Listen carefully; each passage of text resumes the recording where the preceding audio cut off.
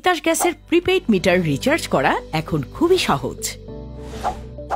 আপনার প্রিপেইড কার্ডটি নিয়ে নিকটস্থ যে কোনো পজ সেন্টারে যান এবং যে পরিমাণ টাকা রিচার্জ করবেন তা জমা দিন।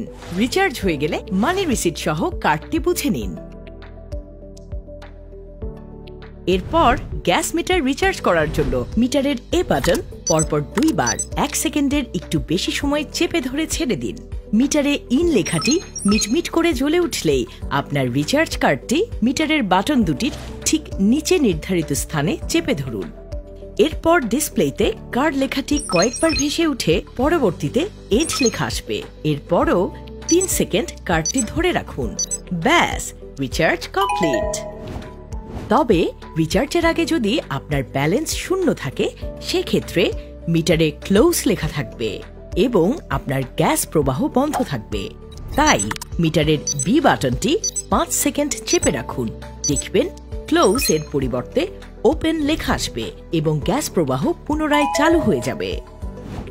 এছাড়াও যে কোনো সময় গ্যাস ফুরিয়ে গেলে তাৎক্ষণিকভাবে 200 টাকা মূল্যের ইমার্জেন্সি গ্যাস ব্যালেন্স গ্রহণ করতে পারবেন। এজন্য ব্যালেন্স শূন্য হয়ে গেলে বি বাটনটি 5 থেকে 6 সেকেন্ড চেপে ধরুন। ডিসপ্লেতে ইসি লেখাটি ভেসে উঠলে এ বাটনটি একবার চাপুন।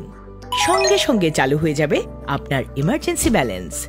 প্রিপেইড গ্যাস মিটার ব্যবহার করুন, জীবনকে সহজ করুন। বিস্তারিত জানতে তিতাস গ্যাসের কল সেন্টার 16496 নম্বরে কল করুন।